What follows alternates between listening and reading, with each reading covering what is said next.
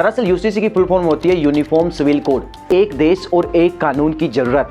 UCC आने के बाद इन सभी चीज़ों में एक देश और एक कानून के प्रति लोगों की राय मानी जाएगी। नमस्कार दोस्तों, मैं हूं राहुल और आप देख रहे हैं Rahul research centre YouTube channel. आज के इस वीडियो में हम बात करने वाले हैं देश के सबसे ज़रूरी मुद्दे यूसीसी की।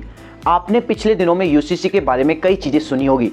आखिरकार यूसीसी क्या है और क्यों देश में इसकी ज़रूरत पड़ी और क्यों अब यूसीसी चर्चा में है, इसी के बारे में आज की इस वीडियो में हम जानने वाले हैं। तो चलिए शुरू करते हैं। दरअसल यूसीसी की फुल फॉर्म होती है यूनिफॉर्म सिविल कोड, समान नागरिक संहिता, यानी कि एक देश और एक कानून की ज़रूरत।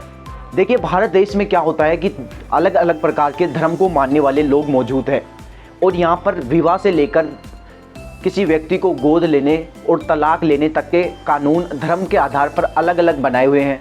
जैसे हिंदुओं के लिए हिंदू मैरिज एक्ट और मुस्लिमों के लिए मुस्लिम पर्सन लॉ बोर्ड के कानून के आधार पर देश में तलाक और गोद लेने और संपत्ति जैसी की चीज़ें होती है। लेकिन यूसीसी आने के बाद इन सभी चीज़ों में एक देश और एक कानून के प्रति लोगों की राय मानी जाएगी, यानी एक देश में सभी प्रकार के विवाह मुद्दे एक देश और एक कानून के रूप में होंगे। यानी जो चीज़ें अब तक धर्म के आधार पर चलती आ रही थी अलग अलग धर्मों में, अब उनको एक कर दिया जाएगा और एक देश और एक कानून के रूप में माना जाएगा। देखिए, यूसीसी को लागू करने वाला भारत पहला देश नहीं है।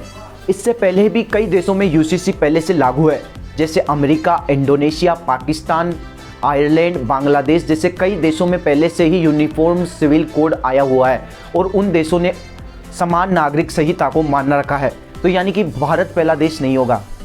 इसके साथ ही भारत के गोवा राज्य में भी यूसीसी को लागू कर दिया गया है, यानी भारत ही नहीं, भारत के बाहर भी यूसीसी पहले से आया हुआ है और भारत के राज्य गोवा के अंदर भी यूनिफॉर्म सिविल कोड पहले से मौजूद है। अब सवाल उठता है कि यूसीसी हाल ही में चर्चा में क्यों है। देखिए, केंद्र में मोदी सरकार के हर मुद्दे में राम मंदिर और यूसीसी और ट्रिपल तलाक मौजूद थे। इनमें से ट्रिपल तलाक और राम मंदिर में बीजेपी को सफलता हासिल हुई। उसके बाद में अब बीजेपी गवर्नमेंट का मानना है कि यूसीसी भी देश में आना चाहिए और खुद प्रधानमंत्री के जिक्र के बाद में अब लोगों का मानना है कि समान नागरिक संहिता भारत में आने वाली है।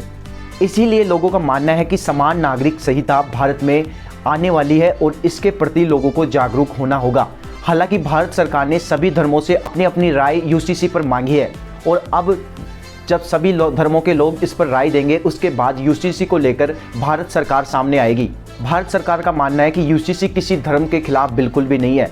इसका उद्देश्य किसी धर्म को नीचा दिखाना नहीं है, बल्कि इसका उद्देश्य सभी धर्मों को साथ में लेकर एक देश और एक कानून बनाना है, क्योंकि अब इस देश को एक देश और एक कानून की ज़रूरत है।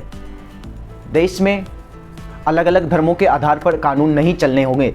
जैसे शादी, तलाक और संपत्ति के बंटवारों को लेकर आज तक अलग अलग धर्मों में अलग अलग कानून बने हुए हैं, तो उन सभी को ही एक करने के लिए यूसीसी है। बाकी आपके यूसीसी के बारे में कोई सवाल हो तो कमेंट बॉक्स में ज़रूर बताइएगा और ऐसे ही और इन्फॉर्मेटिव वीडियोज़ के लिए चैनल को सब्सक्राइब अभी कर लीजिए। धन्यवाद।